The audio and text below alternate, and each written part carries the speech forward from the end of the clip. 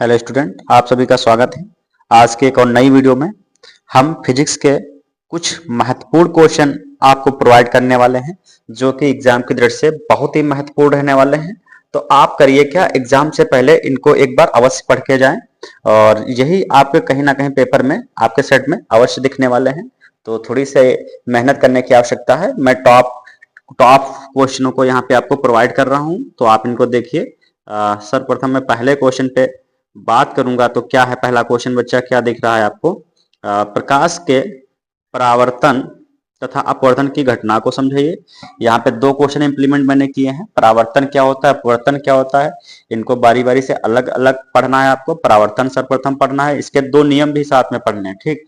इसके नियम भी पढ़ने हैं आपको, नियम भी पढ़ने हैं आपको, ठीक। और यहाँ पे जो अपवर्तन दे रखा है, इसमें भी दो नियम आपको पढ़ने हैं। तो ये क्वेश्चन आपका मोस्ट इंपोर्टेंट है, आप कह सकते हो बच्चा।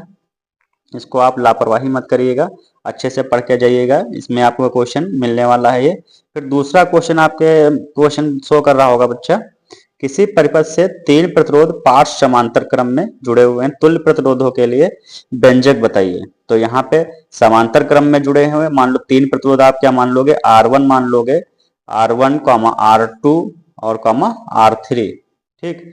ये आपको प्रतिरोध मान लेने हैं। अब इनको जोड़ना किसमें है, समांतर क्रम। पार्श्व क्रम और समांतर क्रम सेम बात होती है, इसको थोड़ा अच्छे से आप समझेंगे, कंफ्यूजन नहीं क्रिएट करना, क्योंकि समांतर क्रम और श्रेणी क्रम जो है, वो समांतर क्रम पार्श्व क्रम जो रहेगा सेम बात रहने वाली, ठीक। फिर उसके बाद अगला क्वेश्चन क्या है बच्चा, इसमें किसी परिपथ से तीन प्रतिरोध श्रेणी क्रम में जुड़े हैं, तुल्य प्रतिरोध के लिए व्यंजक प्राप्त करिए। यहाँ पे देखिए बच्चा, क्या है, श्रेणी क्रम संयोजन, और इसमें क्या था, समांतर क्रम संयोजन, ठीक। समांतर पार्श्व एक ही होता है, ये बात हमने बताई आपको। तो श्रेणी क्रम में क्या करना है, इसमें भी तीन प्रतिरोध लेके ऐसे जोड़ देना, R+R1+R2+R3, ऐसे आप क्या करेंगे, आपस में इनको जोड़ देंगे, ठीक। मतलब यहाँ पे आपको इसको एक निगमन करना है संपूर्ण रूप से, ठीक। ओके, क्वेश्चन नंबर 2 और 3 में से एक क्वेश्चन मिलेगा। अगर क्वेश्चन नहीं मिला तो मैं 100% के साथ बोल सकता हूँ, यहाँ पे न्यूमेरिकल आपको दिखेगा बच्चा। इस कंसेप्ट पे न्यूमेरिकल आपको दिखने वाला, तो या तो आपको क्वेश्चन ही दिख जाए तो इजिली हो जाएगा, या न्यूमेरिकल दिख जाए आपका, ठीक। तो अगले क्वेश्चन की बात हम कर लें बच्चा। नेक्स्ट क्वेश्चन देखिए आपको क्या दिख रहा है। नेक्स्ट क्वेश्चन, क्वेश्चन नंबर 4 पे आ जाइए, ठीक। क्वेश्चन नंबर 4 कह रहा है, गोली दर्पण कितने प्रकार के होते हैं, इनके नाम लिखिए।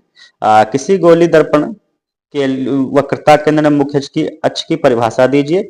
और साथ में मैंने यहाँ पे एक शब्द इंप्लीमेंट कर दिया है, न्यूमेरिकल। तो यहाँ पे आप न्यूमेरिकल भी देख लेंगे, ठीक, इस लेसन से, क्योंकि न्यूमेरिकल मोस्ट इंपोर्टेंट है। फिर मैं क्वेश्चन नंबर अगला में देखने वाला हूँ। क्वेश्चन नंबर नेक्स्ट जो आपको देख रहा है, क्वेश्चन नंबर 5 क्या कह रहा है बच्चा, देखिए। एक अवतल दर्पण की वक्रता त्रिज्या 40 सेंटीमीटर है बच्चा, ये आर दे रखी है यहाँ पे। इसके सामने एक वस्तु 15 सेंटीमीटर दूरी पर रखी हुई है, ये वस्तु की दूरी हो जाएगी, और प्रतिबिंब की स्थिति बतानी है, ठीक। तो यहाँ पे आपको, और इसका साथ में किरण आरेख भी खींचना है, ठीक।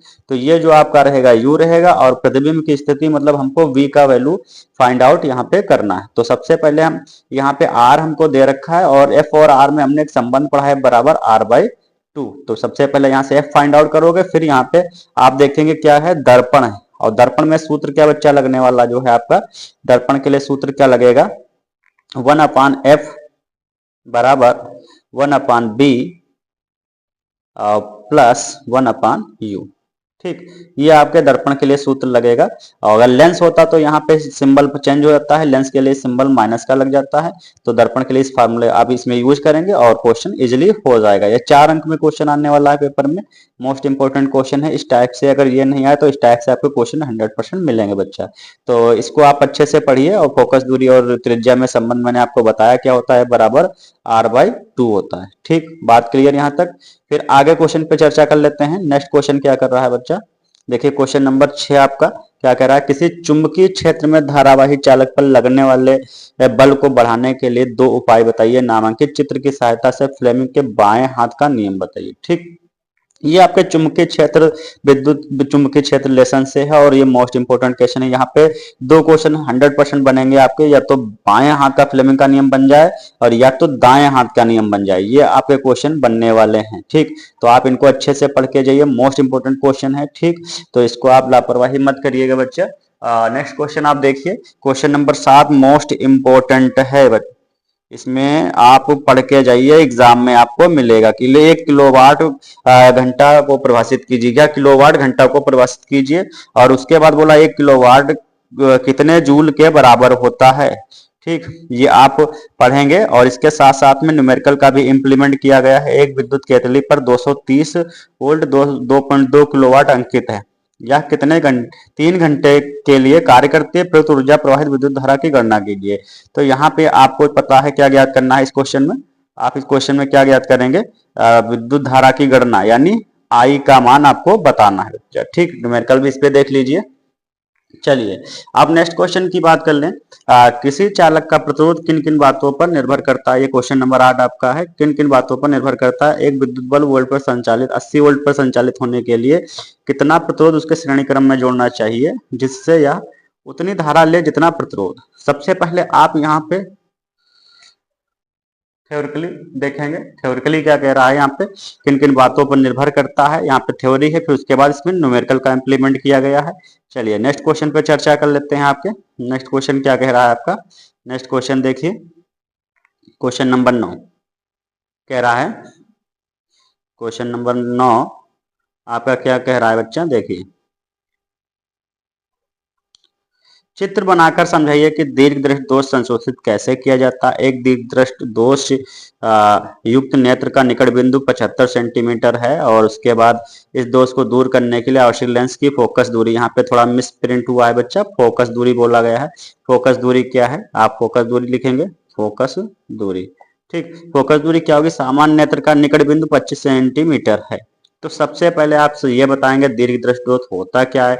दीर्घ मतलब क्या, दूर, दूर मतलब, दीर्घ मतलब क्या, दूर दृष्टि दोष। ठीक है, एक निकट दृष्टि दोष है, एक दूर दृष्टि दोष है। तो आप इसको अच्छे से पढ़िए। इनमें से आपको एक दोष तो दिखने वाला है, निकट दिखे या तो दूर दिखे। ठीक, अगला न्यूमेरिकल आपको दिख रहा है।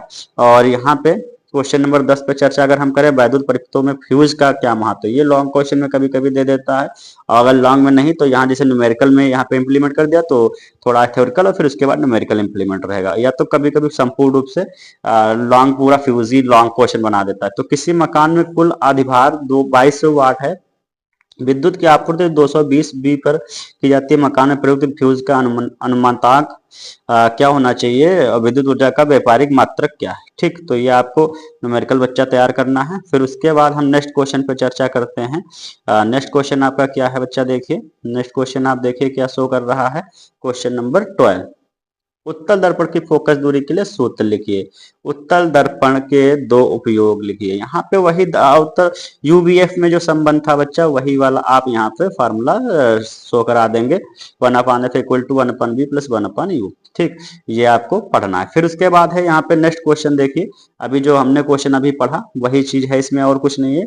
दृष्टि दोष कितने प्रकार का होता है, ये आपको देखना। दृष्टि दोष कैसे कितने प्रकार का होता है, कई 3-4 प्रकार के आपको दिखाने हैं। पहले तो निकट, फिर दूर, और फिर दूरदृष्टता, फिर आबिंदुकता। ये आपको 4-5 आपको पढ़ लेने हैं, लेकिन निकट और दूरदृष्टि दोष आपको अच्छे से आना ही चाहिए। फिर उसी बार एक क्वेश्चन और है, ये क्वेश्चन नंबर 14 है। स्वस्थ मनुष्य, स्वस्थ आंख के लिए दूरबिंदु कितनी दूरी पर होता है। आंख के लिए दूरबिंदु कितनी दूरी पर होता है। फिर निकट दूरदर्शी व्यक्ति अधिकतम 2 मीटर की दूरी तक देख सकता है।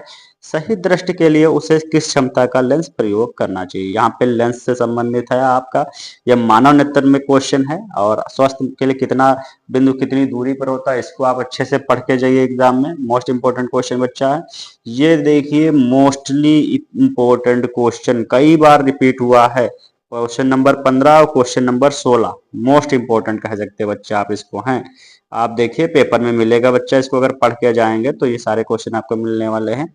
क्या है 15 नंबर, किसी प्रिज्म के स्वायत्त प्रकाश के विक्षेपण का क्रिया का चित्र बनाकर समझाइए। फिर ये आप देखिए ओम का नियम बच्चा। ओम का नियम क्या है, विद्युत परिपथ की सहायता से सत्यापन कीजिए। इसका निगमन करना। ओम का नियम क्या होता है बच्चा, बी अनुक्रमानुपाती आई, और बी जब ये अनुक्रमानुपाती का सिंबल हटेगा तो आई आर यहाँ पे हो जाएगा। यानी हम कह सकते हैं जो बी अनुक्रमानुपाती आई होता है धारा के समानुपाती होता है। विभव धारा के क्या होता है, समानुपाती होता है। मोस्ट इंपोर्टेंट बच्चा क्वेश्चन है। अब हम लोग नेक्स्ट क्वेश्चन की बात कर ले, और लास्ट क्वेश्चन इसका रहने वाला है। एक अवतल एक अवतल दर्पण से किसी वस्तु का आभासी प्रतिबिंब प्राप्त करने के लिए किरण आरेख बनाइए। इस दर्पण का कोई उपयोग लिखिए। अवतल दर्पण के उपयोग भी लिखना है आपको, और इसकी कंडीशन जो है आभासी प्रतिबिंब किस कंडीशन पे प्राप्त होगा वो आपको बनाना है। ठीक, तो बच्चा इतने आपको क्वेश्चन फिजिक्स में पढ़ के जाने हैं, और मोस्ट इंपोर्टेंट मैंने आपको क्वेश्चन बताए हैं, तो कहीं ना कहीं आपके एग्जाम में काफी लाभदायक सिद्ध होने वाले हैं। तो इनको लापरवाही मत करिएगा और एक बार इनको अवश्य देखें। और कोई यदि दिक्कत आए, इसमें ना समझ में आ रहा हो कोई क्वेश्चन, तो हमें आप कमेंट बॉक्स में बताएं। यदि आंसर शीट नहीं आपको प्रोवाइड हो, आपके पास पहले से उपलब्ध ना हो, तो हमें बताइए, हम इस पे आंसर शीट पर भी जल्द ही वीडियो आपको प्रोवाइड कर देंगे। क्योंकि आज आपके पास समय है, कल तो आपका एग्जाम है, तो आप टेंशन ना लीजिए और एंजॉय करें आराम से, टेंशन फ्री होकर एग्जाम देने जाएं। देखिए, चिंता करने से कुछ होने वाला नहीं है, और पेपर तो आपको देना ही देना है। ठीक, तो पेपर के लिए आप टेंशन फ्री, माइंड फ्री होकर आराम से रिलैक्स होकर करें तैयारी, हो पेपर अच्छा ही होगा। ये हमारी आपके संग जो है, ये मेरी भी इच्छा है कि पेपर अच्छा ही हो आपके संग। बहुत सारी ओके, थैंक यू।